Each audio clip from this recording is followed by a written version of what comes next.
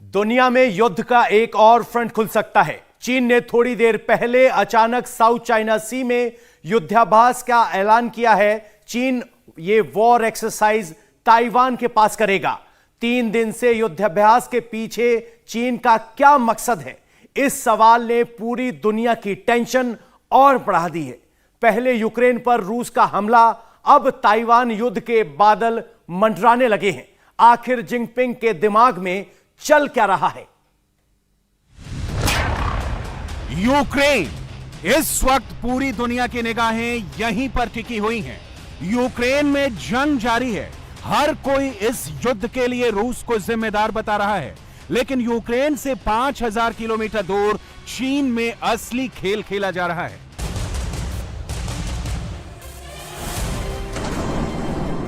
Ukraine में रूस कैसे हमला करेगा, कब करेगा, कितनी ताकत से करेगा, यह सब कुछ चीन को पता था, लेकिन शी जिनपिंग ने एक बार भी रूस को रोकने की कोशिश नहीं की।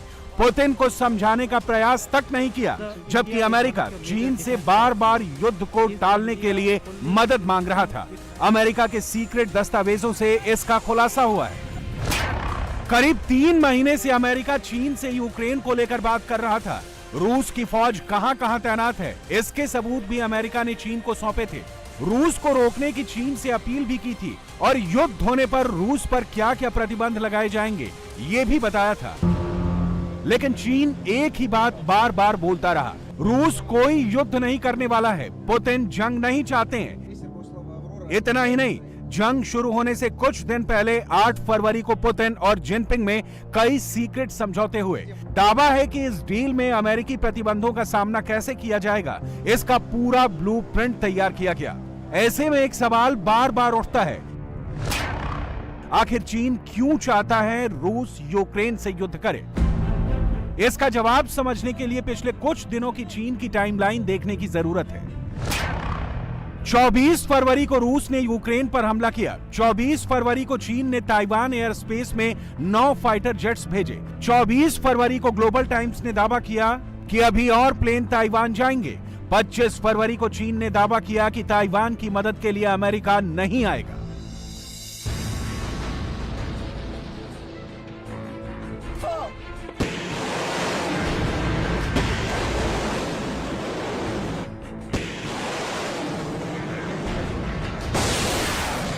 चाइनीज सेना पिछले कई महीनों से एक खास मिशन की तैयारी कर रही है।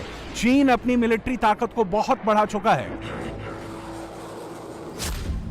शी जिनपिंग के राष्ट्रपति बनने के बाद से चीन की विस्तारवादी नीति में तेजी आई है। जिनपिंग जानते हैं, जब तक उनकी सेना वर्ल्ड क्लास नहीं होगी, तब तक वो अपने मकसद में कभी कामयाब नहीं हो पाएंगे। जिनपिंग का पहला टारगेट है ताइवान।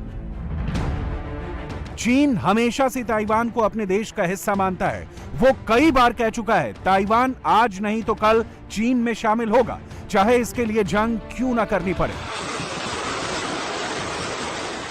जब से रूस ने यूक्रेन पर जंग शुरू की है, तब से एशिया में नए युद्ध का खतरा मंडराने लगा है, क्योंकि जो काम रूस ने किया वही चीन ताइवान के साथ करना चाहता है, जिसकी भूमिका भी बनानी उसने शुरू कर दी है। ये पोस्ट रूस में मौजूद चीन एम्बेसी की है, जिसको सोशल मीडिया में खास मकसद के साथ डाला गया है। चीन दुनिया को यह बताने की कोशिश कर रहा है कि दुनिया में सबसे ज्यादा तबाही अमेरिका ने मचाई है।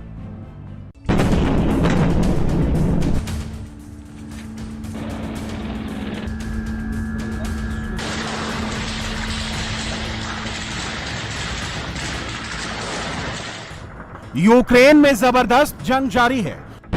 मिसाइल से, लड़ाकू विमान से, टैंकों से बमबारी जारी है। लेकिन इसके बावजूद अमेरिका ने रूस के खिलाफ मिलिट्री ऑपरेशन से इनकार कर दिया। अमेरिका सुपर पावर है, फिर भी वो चुप है। दुनिया में अमेरिका की किरकिरी हो रही है, मगर फिर भी अमेरिका रूस से जंग नहीं लड़ना चाहता है।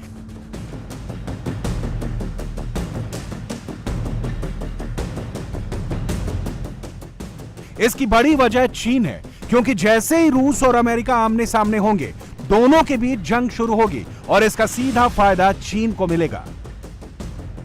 अब तक विश्व में अकेला अमेरिका सुपर पावर था, लेकिन अब चीन दूसरा सुपर पावर बनने की दहलीज पर खड़ा है और सबसे पहले उसके सामने 2 चुनौतियां हैं। इस वक्त चीन के सामने दो फ्रंट में चुनौती है। एक तरफ भारत से एलएसी पर विवाद है, दूसरी तरफ ताइवान को अपने नक्शे में मिलाना है।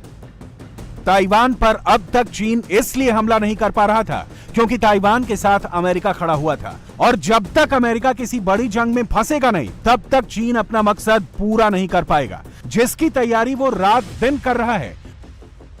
जैसे ही यूक्रेन में जंग शुरू हुई, ताइवान का मुद्दा भी गर्मा गया। मेरे ख्याल से ताइवान अथॉरिटी जो यूक्रेन को लेकर चीन को ब्लैकमेल करने की कोशिश कर रही है, ये उनको दी गई बेकार सलाह है। ताइवान यूक्रेन नहीं है, ताइवान चीन का एक हिस्सा है। ये लीगल फैक्ट है और ऐतिहासिक भी।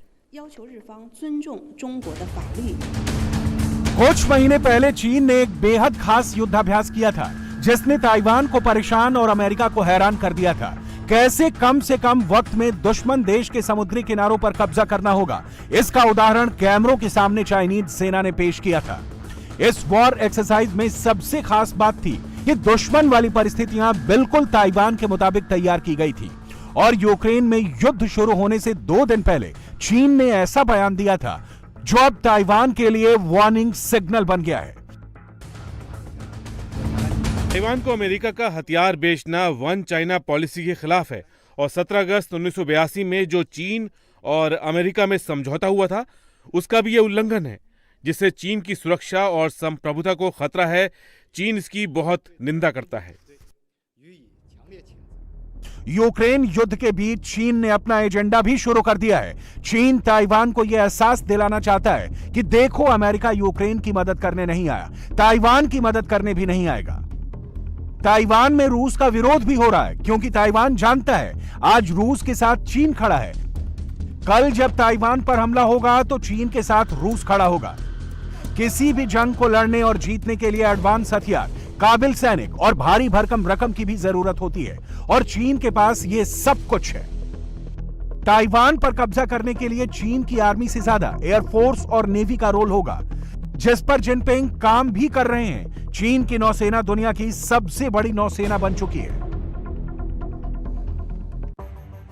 ताइवान जानता है चीन कभी भी किसी भी दिन उस पर हमला कर सकता है।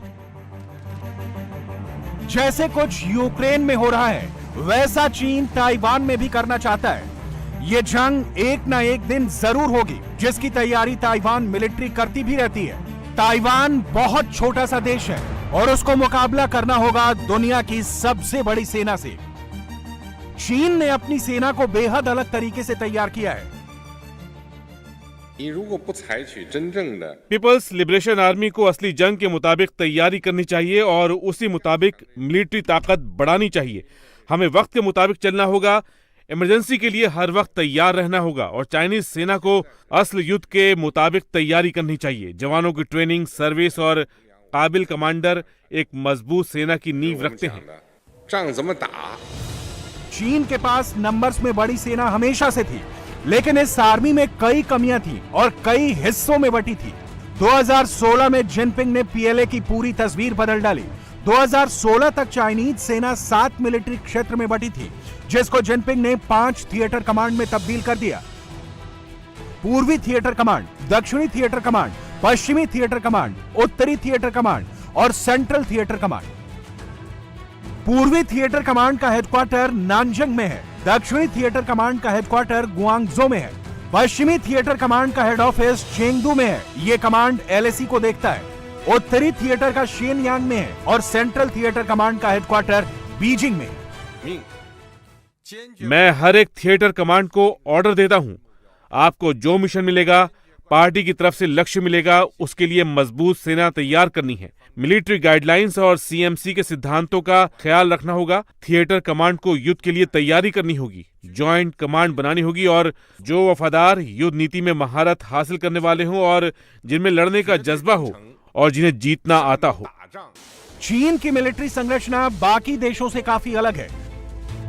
पीएलए में ground force, navy, air force, rocket force, strategic support force. Ground force में 9,75,000 सैनिक हैं, नौसेना में 2,40,000 सैनिक हैं, एयरफोर्स में 3,95,000, रॉकेट फोर्स में 1 लाख जवान हैं। ये सेना परमाणु बम और मिसाइल अटैक संभालती है। स्ट्रेटेजिक सपोर्ट फोर्स को 2015 में तैयार किया गया। जिसमें 1,75,000 सैनिक हैं। इसके बारे में चीन ने ज्यादा जानकारी नहीं दी है, लेकिन एक्सपर्ट्स का मानना है कि ये स्पेस आर्मी भी है। दुनिया की इकलौती ऐसी सेना चीन के पास है जहां पर सैनिक ज्वाइन करने से ज्यादा उसको छोड़ने का जश्न मनाते हैं, क्योंकि चाइनीज सेना को राष्ट्र नहीं बल्कि पार्टी की रक्षा के लिए बनाया गया है। चाइनीज आर्मी की रैंकिंग बाकी दुनिया की आर्मी से काफी अलग होती है। चाइनीज आर्मी का टॉप कमांडर कर्नल जनरल होता है, इसके बाद लेफ्टिनेंट जनरल, मेजर जनरल, फिर senior colonel, colonel, lieutenant colonel, major, captain, first lieutenant, second lieutenant और ऑफिसर कैडर। चीन ताकत नंबर्स में बहुत ज्यादा है, लेकिन यह भी सच है कि चीन ने कई दशकों से युद्ध नहीं लड़ा है। उसकी नई सेना को, नए अफसरों को जंग का कोई अनुभव नहीं है। जिनपिंग को अगर सुपर पावर बनना है तो उसको अपनी सेना की ताकत दुनिया को दिखानी होगी, और ऐसा ही कुछ चीन करने की प्लानिंग कर रहा है। इंडिया टीवी हर वक्त हर जगह डाउनलोड करने के लिए सर्च करें India TV news Google play store या ऐप स्टोर पर।